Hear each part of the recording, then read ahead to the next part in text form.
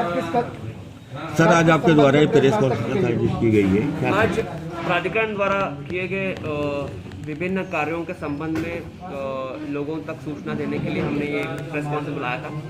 इसमें main points ये थे कि हमारे मुरादाबाद मास्टर प्लान का अप्रूवल, उसमें जो एनोमलीज थे, अवैध थे, इलीगल थे, उसको करेक्ट करने की कोशिश की गई बोर्ड के डायरेक्शंस के अनुसार। उसके साथ साथ गजरौला मास्टर प्लान भी फाइनल हो गया बोर्ड के माध्यम से, उसको भी अप्रूव करा के बोर्ड ने अप्रूव कर दिया, ताकि अब आगे हम उसको शासन में भेज देंगे, ताकि गजरौला में जो लोग अभी एक्टिविटीज चला रहे हैं उसको रेगुलराइज कर देंगे, तो उनका भी कोई इशू नहीं रहेगा, नक्शा पास हो जाएगा, तो हम प्राधिकरण का आय भी बढ़ता रहेगा। उसके साथ साथ हमारे जो भी हमारे संपत्ति के बिक्री के अनुसार और मैप्स के अनुसार जो हमारे इस साल संपत्ति के अनुसार हमारा 15 करोड़ की आय हुई है बिक्री से, और हमारे मैप से लगभग 15 करोड़ और आय आई है।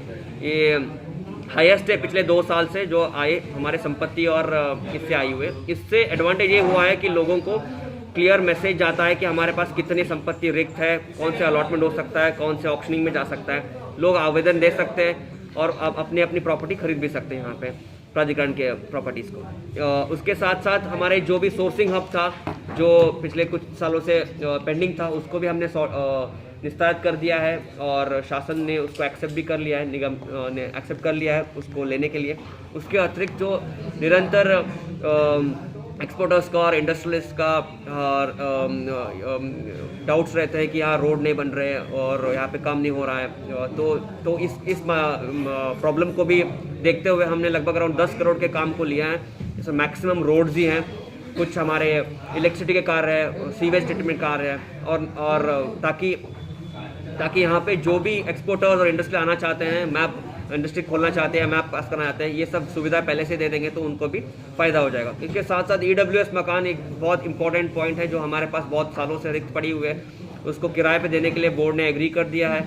उसके साथ साथ इसकी अवधि भी 5 साल बढ़ाने के लिए एग्री कर दिया है, तो इसका भी एडवांटेज बहुत सारे लोग उठा सकते हैं। उसके अतिरिक्त हमारे हर्बल पार्क से भी जो अब तक बहुत कम, सिर्फ 35 लाख की आय आती थी हर साल, अब इस साल से 75 लाख की आय आएगी उसमें, जिसमें से लगभग 15 लाख रुपए फिर उसी में इन्वेस्ट किया जाएगा उसको और सुधारने के लिए, जिससे लोग वहाँ जाए, अपना टाइम स्पेंड करें।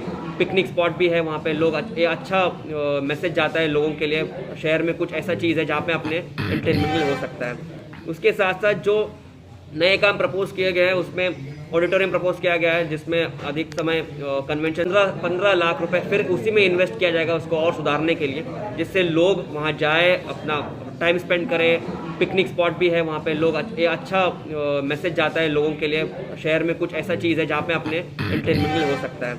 उसके साथ साथ जो नए काम प्रपोज किए गए हैं उसमें ऑडिटोरियम प्रपोज किया गया है, जिसमें अधिक समय कन्वेंशन सेंटर और ये कल्चरल एक्टिविटीज़ के लिए हमें जगह नहीं है करके लगातार रिक्वेस्ट भी आ रही थी, तो उसको देखते हुए हमने इसको ज़मीन को आइडेंटिफाई करके प्रपोजल फाइनल कर दिया है। एम्पी थिएटर भी के लिए हमने ऑलरेडी काम शुरू कर दिया है। उसके साथ साथ कन्वेंशन सेंटर ऑडिटोरियम के लिए काम शुरू हो जाएगा PPP मॉडल के आधार पर।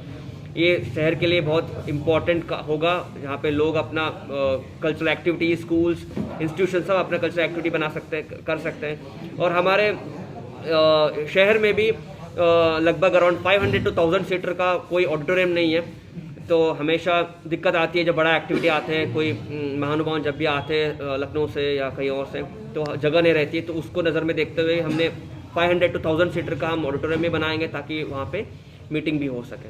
तो ये मेन पॉइंट्स था जिसकी वजह से हमने आज प्रेस नोट बुलाया था, और आपके माध्यम से लोगों तक ये मैसेज भी चाहे कि बाय लॉज के अनुसार ही निर्माण करें और नक्शा पास कराए। नक्शा पास करने में कोई दिक्कत आती है तो सीधा हमसे आके संपर्क करें ताकि उनको कोई दिक्कत ना हो। ऑनेस्टली जो काम होता है तो उसमें कोई कार्रवाई भी नहीं होती है, और मेरा अनुरोध ये भी रहेगा कि कोई अवैध निर्माण ना रहे और किसी की फील्ड वाले इसमें कोई बातों में ना उलझे, और अगर कोई भी डाउट आती है, दिक्कत आती है, सीधा प्राधिकरण कार्यालय आ जाए। सिंगल विंडो सिस्टम भी हमने बनाया, प्रॉब्लम तुरंत सॉल्व हो जाएगा और उसके नक्शा भी पास होगा। सर आपने ऑनलाइन रजिस्ट्रेशन की बात की और स्मार्ट की बात की, तो सर उसका फीचर्स हैं और क्या उसके एडवांटेज हैं?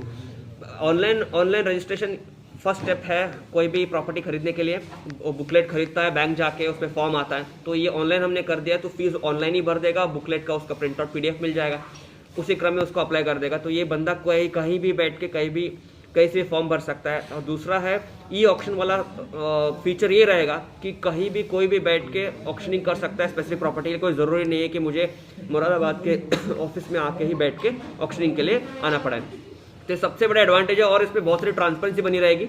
बिडिंग सिस्टम में भी कोई ये नहीं रहेगा कि कोई सवाल नहीं उठा पाएगा कि किसके फेवर में ऑक्शनिंग गई है। तो बिडिंग सिस्टम भी पूरा ट्रांसपेरेंसी के साथ होगा। और क्योंकि ये हम अधिकारी को सामने बैठने की ज़रूरत नहीं होती है, वो ऑनलाइन बिडिंग का टाइम शुरू हो जाएगा। ऑनलाइन स्पेसिफिक प्रॉपर्टी के लिए वो बिडिंग करते रहेंगे और कुछ समय के बाद 4 घंटे 5 घंटे के बाद वो सिस्टम बंद हो जाएगा। तो अपने आप फाइनल रिजल्ट हमें दिख जाएगा। फाइनल रिजल्ट ही सिर्फ अधिकारी देख पाएगा, हम अधिकारी ये नहीं देख पाएगा कि किसने कितना बिड किया है। तो इससे ट्रांसपेरेंसी बनी रहेगी। काम नहीं करेगा, ये नगर निगम के स्मार्ट सिटी के टीम के साथ कोऑर्डिनेट करके काम करेगा, ताकि नगर निगम ने जो स्मार्ट सिटी के माध्यम से जो भी इनकॉर्पोरेट किया है वो प्राधिकरण भी उसी में इनकॉर्पोरेट करके हम अपना प्लान भी उसी रूप में ही कंटिन्यू करेंगे, ताकि डिपार्टमेंट्स के बीच में कोऑर्डिनेशन होने से शहर में एक रूपता बनी रहेगी। तो ये भी हमने शुरू किया है काम। उसके साथ साथ एक नया चीज़ जो निरंतर डिमांड किया जाता है कि हमारे यहाँ कन्वेंशन सेंटर नहीं है, ऑडिटोरियम नहीं है, तो उसके लिए हमने एक हमारी सीलिंग की ज़मीन थी, हमने उसको आइडेंटिफाई कराया। उसको हमने आइडेंटिफाई करने के बाद हमने उसको पूरा प्रपोजल बनाया है, जिसमें एक ओपन एयर थिएटर भी होगा, जिसमें नॉर्मल कन्वेंशन सेंटर है, नॉर्मल मीटिंग्स हो सकती है। उसके साथ साथ एक ऑडिटोरियम और एक ऑडिटोरियम के ऊपर एक कन्वेंशन सेंटर होगा, जिस कन्वेंशन सेंटर में आर्टिजन्स के लिए भी अपॉर्चुनिटी होगी, हमारे कल्चरल एक्टिविटीज़ के लिए होगी। कोविड के टाइम पे यूजुअली बहुत सारी इश्यूज आते हैं कि लोगों को सपोर्ट के लिए या मेंटल हेल्थ के लिए, बुजुर्गों के लिए, महिला शक्ति के लिए, इन सब चीज़ों के लिए कन्वेंशन सेंटर यूज़ किया जा सकता है। कोशिश यही है कि इस प्रपोजल में कि जो दिल्ली में इंडियन हैबिटेट सेंटर है, इसी के रूप में इसको लाया जाए। टास्क थोड़ा टफ है, लेकिन इस पर पूरी मेहनत किया जा रहा है, प्रपोजल्स ला के कंसल्टेंट से बात करके। ये पूरा बिल्डिंग या जो ऑडिटोरियम है पीपीपी मॉडल पे इसको इम्प्लीमेंट करने की कोशिश की जा रही है, गाइडलाइंस पढ़ी जा रही है, उसमें कहाँ हमें इश्यूज आ सकती है, कहाँ हम इसको इम्प्रूव किया जा सकता है, ये कोशिश की जा रही है। उसके साथ साथ जो कॉमन जो हम प्रॉब्लम्स देखने को मिलते हैं कि रामगंगा नदी के किनारे भी बांध है, उसको भी प्रपोज किया गया है कंसर्न बांध विभाग से। तो उसी लाइन ऑफ एक्शन में, मतलब जैसे रिवर फ्लो है उसी के साथ ही हम बांध बना देंगे, क्योंकि रिवर अंदर आती हुई जा रही है। लॉन्ग टर्म में वो हमारे शहर के लिए प्रॉब्लम हो सकता है, तो अभी से उसको बनाया जा रहा है। तो हमारा रिक्वेस्ट ये रहेगा कि उस लाइन में जहाँ पे भी ये बांध प्रपोज किया जा रहा है, उसमें लोगों से हमारा यही अनुरोध रहेगा कि उसमें कोई निर्माण ना करें, क्योंकि इवेंचुअली उनके लिए वो लाइफ थ्रेटनिंग भी हो सकती है। उसके साथ साथ बहुत बार प्राधिकरण के द्वारा ऐसे स्टेप्स उठाए गए हैं जिससे थोड़ा लोगों को नाराज़गी भी हुई है, जैसे कि सीलिंग की हो या नोटिस हो। ऑब्जेक्टिव हमारा यही रहता है कि हम नियम के तहत ही काम करें, बायलॉज को फॉलो करते ही काम करें, ताकि अधिक से अधिक लोग जो ऑनेस्टली आगे बढ़कर काम करना चाहता है उसको भी उतना ही इम्पोर्टेंस मिले जो अभी गलत काम कर रहा है। तो गलत काम करने वाले को अगर ठीक कर देंगे तो अपने आप सिस्टम को इम्प्रूव कर रहा है, इसी उद्देश्य किया जा रहा है।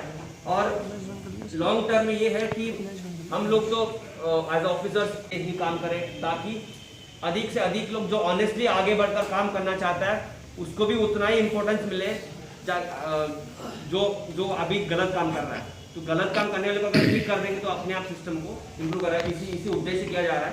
और लॉन्ग टर्म में ये है कि हम लोग तो एज ऑफिसर्स 1 साल 1.5 साल के रहते हैं, बट यहाँ के लोग यही रहने वाले होते हैं, तो उनका लॉन्ग टर्म पर्सपेक्टिव को देखते हुए किया जाता है। तो हमारा अनुरोध यही रहेगा कि इसको सहयोग थोड़ा मिल जाता है तो हम लोग इसको और बेहतर बना सकते हैं, ताकि लॉन्ग टर्म में अभी लोगों को लगता होगा कि ये क्यों एक कार्रवाई की जा रही है, बट लॉन्ग टर्म में देखा जाए तो एक यही कार्रवाई से शहर बच भी सकता है। तो मेरा अनुरोध यही रहेगा कि बिल्डिंग बायलॉज के अनुसार ही अपना निर्माण करें, और जब भी कोई ऐसा फील्ड में प्रॉब्लम्स आती है तो उसको भी सही से सॉल्व किया जा सके, ना कि अनवांटेड जगह से गलत रास्ता अपनाया जाए। और इस सिस्टम को और इम्प्रूव करने के लिए हमने एक प्राधिकरण में एक सॉफ्टवेयर भी हम इम्प्लीमेंट कर रहे हैं। आने वाले 1 महीना 1.5 महीने में उसका भी इम्प्लीमेंटेशन शुरू हो जाएगा, जहाँ पे सारे डिपार्टमेंट्स हमारे इंटरलिंक्ड रहेंगे, ताकि जो हमेशा लोगों को रहता है कि फाइलिंग मूवमेंट में या सिस्टम में दिक्कतें हुई हैं, लेट हुए, या इससे दबा के रखा, उससे दबा के रखा, ये इससे पैसा लिया, उससे पैसा लिया, ये प्रॉब्लम्स को सॉल्व करने के लिए हम पूरा ट्रांसपेरेंसी लाने के लिए सॉफ्टवेयर इंप्लीमेंट कर रहे हैं, जहाँ पे हम फाइल ट्रैकिंग को फॉलो अप कर पाएंगे और एग्जैक्टली हमें पता चल जाएगा कि कहाँ पे हमारा फाइल रुका है, किन कारण से रुका है, उसी क्रम में इसको आगे बढ़ाया जाए ताकि अनवांटेड हैरेसमेंट कोई भी प्राधिकरण में आने वाले लोगों को ना हो सके। तो ये मेन पॉइंट्स थे जो पिछले 4-5 महीने में हम लोगों ने कोशिश करके किया है।